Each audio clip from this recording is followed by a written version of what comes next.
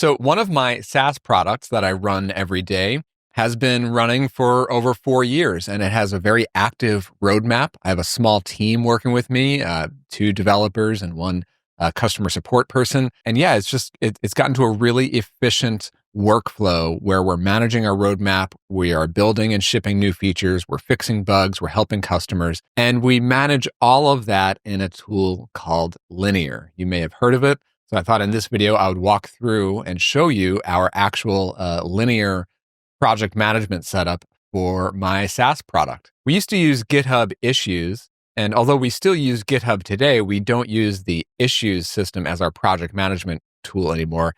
Now we're using Linear because it has a really strong integration with GitHub. But anyway, the product that I'm talking about is Clarityflow. That is a SaaS product that I started back in 2021. And, it's a good little product. It's built into, quite a few features, as you can see over the years.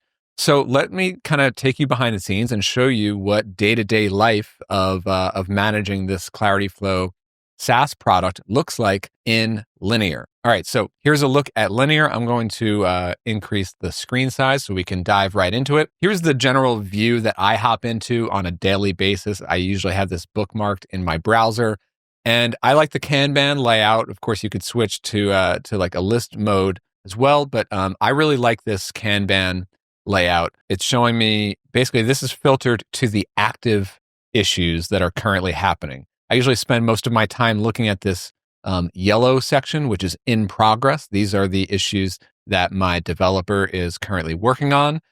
These are issues that my developer has finished. These are under what we call in review. So these are finished, and they're waiting for me to hop in and actually review them. In this case, we are in the middle of building out a big new feature.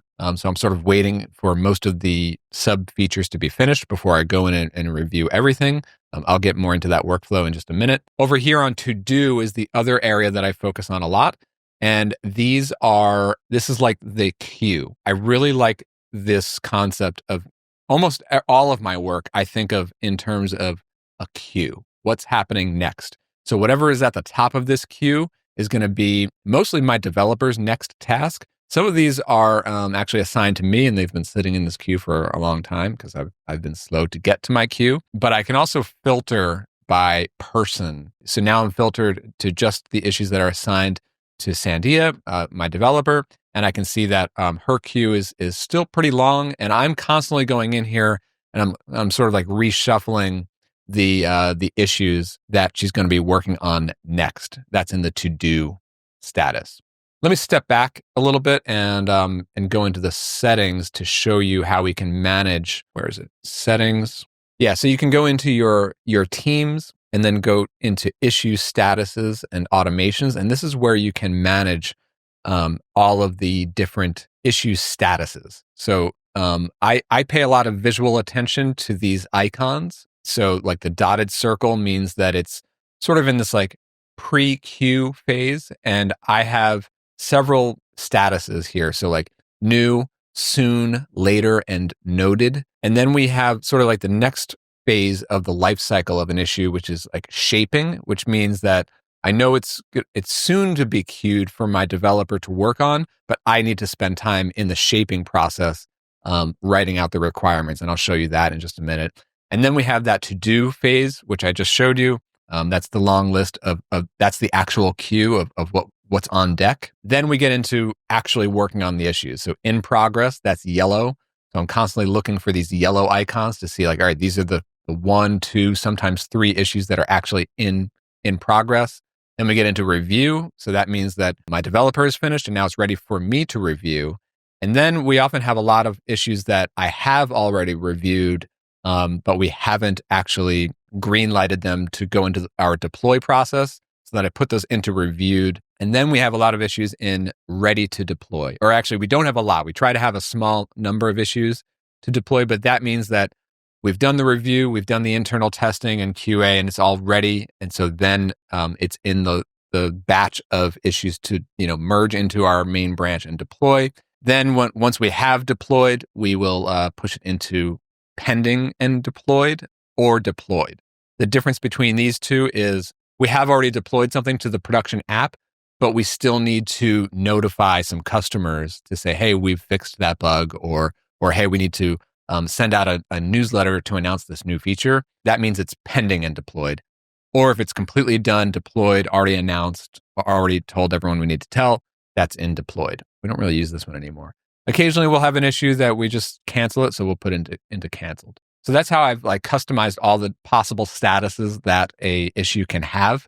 And that's what defines these columns. I go back into all issues, and if I actually like zoom out to all issues, this will include everything. So, getting back to that, how I've started to organize things, I'll talk a little bit more about these statuses and how we're using projects in Linear and how we're using labels. So, at a high level, again, like Clarityflow is a somewhat mature product. We're over 4 years into its existence. So we're in this phase now where we have a lot of past features. We have some new features that are on the future roadmap, but most of our work revolves around managing feature requests, bugs, and small new enhancements to existing features. And so we're constantly receiving customer requests, and we label those with the label customer request. I made it a bright yellow because I try to focus my attention on the things that customers are asking for. So anytime a customer is asking for something, we're going to slap the customer request label on it. And so then a lot of my job as the owner and the product manager here is to spend a lot of time in these columns. Really, no one else on the team is doing this. I'm the one who focuses on these columns to try to decide, okay, these are the ones that I think we should try to get to soon. And these are the ones that we'll get to a little bit later. And these are noted, meaning like, all right, I know that they exist. We still want to have them documented here in Linear, but we're probably not going to do them anytime soon. Or maybe we will, but I haven't decided yet to push it into soon or later or into shaping. So then we get into shaping, and that's when I'll take an issue from over here and put it into shaping. And as you can see, there's not much info in here yet. That's why it's in shaping, meaning this is an issue that's waiting for me to write some notes about it. I'm still actually a little bit unsure about this one, but yeah, I haven't gotten to it yet. Let's see this one. Okay, so here's one. It's a customer request, and as you can see, several customers have requested it. Me and Kat, our customer support person, have gone back and forth and discussed this quite a bit. These are some of the notes that actually Kat wrote. She's our customer success person, and she noted them. And so at some point, I'm going to come in here and convert these notes into hard requirements. I'm going to get more into that in just a minute to show you what it looks like once I get it into the queue for my developer to run with. But that's what's happening in shaping. And frankly, a lot of these things get kind of stale where like I might think something is happening soon, but then it'll sit in the soon list for way too long. And that's probably the case with most of these things. So, I try to come in here every month or 2 or 3 months and sort of re-triage things, but I'll be completely honest, most of that kind of falls to the back burner. I'm spending most of my time in the to-do column. Before I get into the details on, these like detailed notes that go into an actual issue, I want to talk more about some of the organizational stuff. So I talked about the customer request label. The other label that we use quite a bit, of course, is the red one that says bug. So if we look at, let's see how many bugs we're currently. So here's one. This is a bug. We gave it the red bug label. So those are really the two labels that we use a lot, either customer request or bug. We have actually a lot of other labels, but that we don't use as much. Sometimes I'll use the research label sometimes I'll have like an issue that's not really a new feature to build. It's just a technical research task, like give this some thought or give this some research. I might slap that one on it. If we're focusing on writing tests, maybe I'll put that on there. Sometimes it's a super small issue and I'll put the small label on it. A lot of these labels are old and not used anymore. So just a few weeks ago, actually, or a couple months ago, we started actually making use of Linear's projects feature. And that's these down here with these like cube icons. In this SaaS product, we have quite a few major features, and those features have sub features. So these are more like areas of the app, right? So Clarityflow, it's a platform for coaching. So we have a big conversations section. We have a newer forms feature. We have Clarityflow Commerce, which is our payments and Stripe integration. We have appointments booking. So for each of these big areas of the app, we gave it a project. So so that enables me to filter our entire board down to just the sub features or bugs or feature requests that are related to, in this case, our appointment setting feature, right? So actually right now we're currently building a new feature that is still under the umbrella of the appointments feature. So we've already shipped the big appointments scheduling feature. Next, we're going to be shipping recurring appointments, the ability to sell and book a recurring appointment thing. The way that a coach would typically sell like coaching engagements every week or every month, they can sell these recurring appointments. And it's actually a super complex feature to build. So all of that is happening under the appointments project. If I want to hop over to the commerce, that's another huge feature in our app. It's a Stripe integration. It's the ability to sell and have product pages and subscriptions and manage customers, manage purchases. So that's a huge project. And as you can see, all of these sub features or all these little issues are related to our commerce feature. So we've started doing that, and I've informed my team that we want every single issue, no matter what it is, to fall into one of these projects. Occasionally we'll use this like miscellaneous project for things that, just don't really fit into anything, or maybe they're just related to like our Clarityflow checkout process itself or something like that. But yeah, we're using these projects quite a bit. Okay, now let's dig into the issues themselves. I want to show you what it looks like behind the scenes, my interaction with my team and how we work together. First, let's focus on new features. So as I said, we are currently in the process of building a new feature. This is our recurring appointments feature. So I'm going to pull open this issue. So this is one piece of this big new feature. And I've broken the big new feature into probably like 10 to 12 different issues. And as you can see, this is already shaped. So I spent the time to write all of these checklists. So everything that you see here was written by me. I give a quick overview, and then I have a lot of these checklists and sub checklists. Lots of technical instructions, giving like labels. And my developer and I, we sort of have some like shorthand on how we like to describe different interface elements to each other. And as you can see, these are all checked off because this is now in review, which means Sandy has already finished all these items. I really like to use these checkable things so that I can see exactly which items she has finished. So if I back out and look at one of these, so this one is in progress. And down here's like the checklist for that. You can see only some of them are checked and some of them are not. That's how I can hop in at any point in any day to see what exactly is the current progress without needing to bug my developer and say, hey, where are we at on this or that? I could just see right in the checklist. It's very easy. Let me get back into one of these issues, which is now ready for review. So that's the top section. That's like the description where I put the checklists. If I scroll down, this is the comment section. A lot of activity happens in our comment section. And this is actually one of the reasons why I chose to switch over to using Linear and moving away from using GitHub issues. GitHub did not have the ability to have threaded comments. So one way we use comments in Linear is, we have the single comment and then I can reply underneath it. And what that allows us to do is when it's finished, as it is here, Sandy was clarifying some requirements and then I gave her a quick answer. She gave me a thumbs up to say like, got it.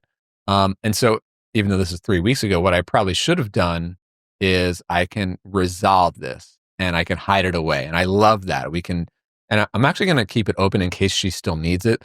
But, all these individual comment threads, we can just, resolve them and hide them away.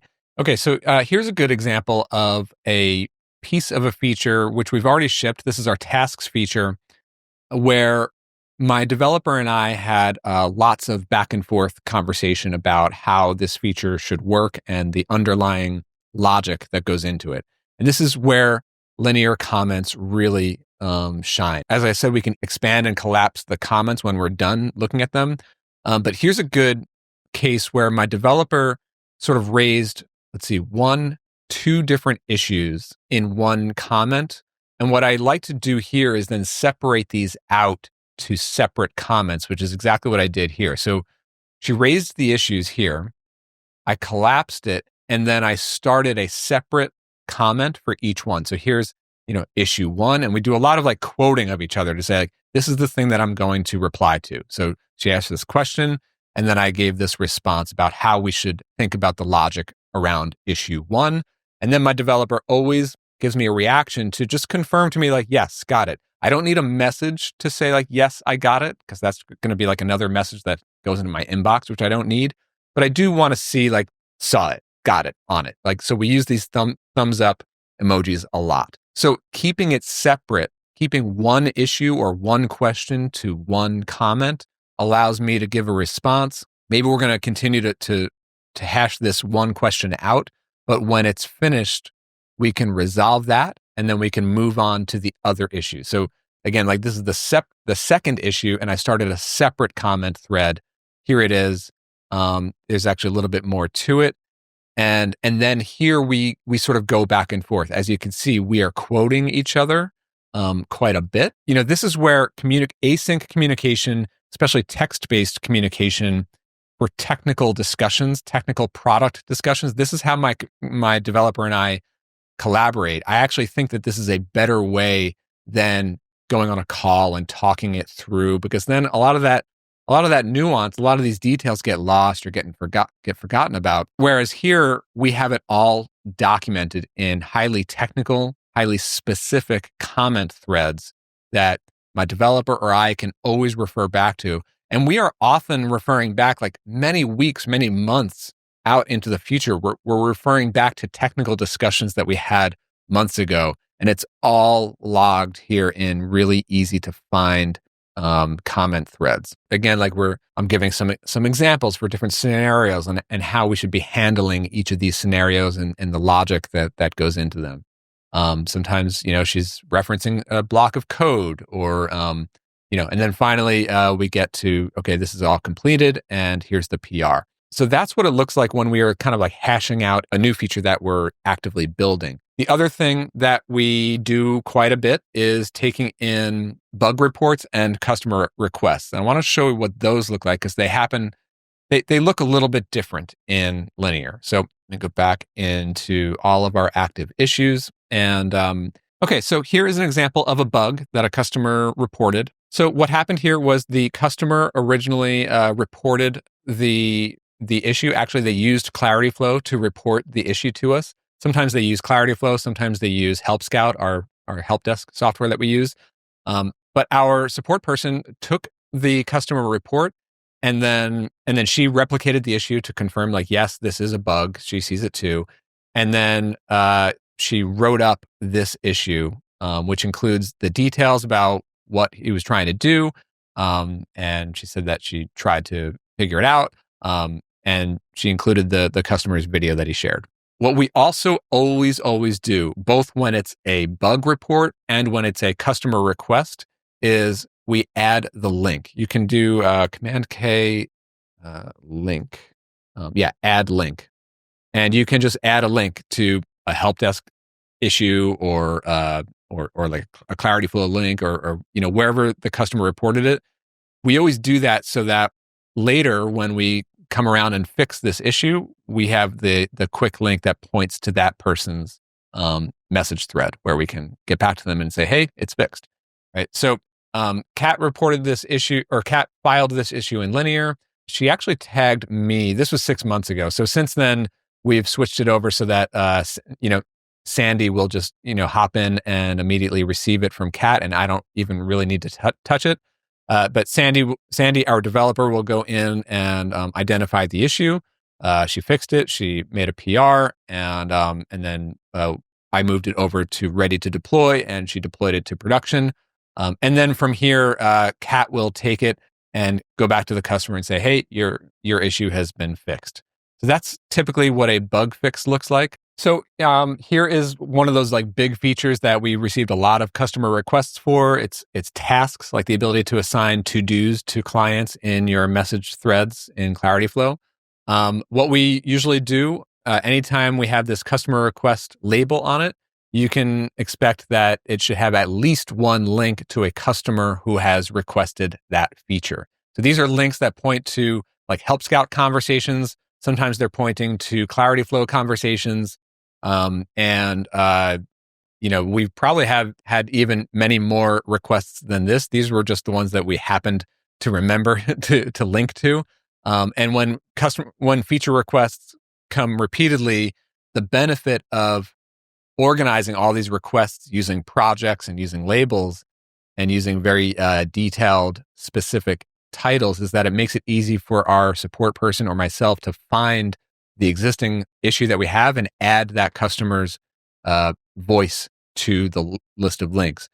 The reason why this is really helpful is first, when it comes time for me to go in and shape the feature and design it and decide like what functionality we're going to have, I spend a lot of time going through and reading these request help threads from customers to really get a sense on what exactly they were trying to do in terms of like the job to be done. And that's what will inform me to figure out how we should scope out and shape an issue. And then most importantly is later when we come back and we have finished a feature, and you can see some of these happen like over many months, sometimes across years, we circle back and we send a personal note to each of these customers to say, hey, that feature that you wrote us in and asked for, we've shipped it. It's live. Check it out. Here you go. We'll probably do like a larger announcement of every feature as well, but we always send a personal message to each individual customer who ever asked for a feature. And we have them all linked up here right from the Linear ticket. So that's really, really helpful. What else? So I use the favorites thing in the left side to get to a lot of the most commonly viewed views. So, again, I basically put every project that we have in a favorite so that I can easily get to that view. And then I also put people. So there's myself, and then Sandy is our like primary developer right now. And so I'm always clicking on her name to be able to just filter all the issues to see like what is Sandy working on and what's in her queue. And of course, I probably should have led with this at the start of the video, but the inbox. So usually every morning when I'm coming into Linear to check the status, the very first place that I'm going to go to is this inbox in the top left. One complaint that I have about Linear is that they don't send regular email notifications, or they do, but I don't like how they do the digest thing where they gather multiple issues and multiple comments into a single email in my regular email inbox. I'm not a fan of that. I would much prefer to have separate individual email messages from any apps that send me messages so that I can deal with them like regular emails. Like one message needs one reply, and I might need to reply to that later, so I'm going to leave that one message unread. Whereas other messages I can just work through. Linear just does not have that individual separate notification for each individual comment. Yes, it leads to lots more emails, but I can then process those emails one by one. So that's unfortunate, but the good thing is that Linear itself has a really good inbox of its own. So I've actually stopped using Linear's email notifications, and instead I just have a daily habit of every single morning I'm coming into Linear, and the first place I go is the inbox. I can see how many new messages. I usually leave it in this mode where I'm not showing my read messages, but I can toggle that on if I need to get into older stuff. But mostly I'm just looking at the new stuff. I like how they can show me that this isn't even a message. This is just a thumbs up. So that's something that like I know that Sandy didn't actually send me a new comment that I need to read. All I need to do is like click it. I can see that she's thumbed up it, and that's all I need to do. Done. I also like how in this view, the inbox will show me the current status. It'll show me the status of the issue that the comment is on. So I can see that these are all yellow, which means these are all comments on issues that are currently in progress. And that tells me that these are probably questions that are blockers. What most likely happened here, and I haven't even read this one yet, is she ran into a blocker or she ran into a question. This is still in progress. So I need to read it and give her an answer so that she can move forward. And if I go into my red messages, you can see a lot of these are green. Like this one, I could see, she finished this this part of the feature where she completed the task. So her comment to me was just to tell me that she completed it, and she recorded a video to show me the task, which is very helpful. But I can see here that the status of that comment, or the status of the issue where that comment is, it's green, which means like it's not as urgent in my mind, because that's just a message to tell me that it's complete. Whereas these are messages on in progress things, which are probably blockers. So I'm going to prioritize that and get right back to my developer as quickly as I can so that we can move forward and ship faster. So that's how I manage the inbox. And overall, that's as much as I could show you on how we use Linear to manage my SaaS application.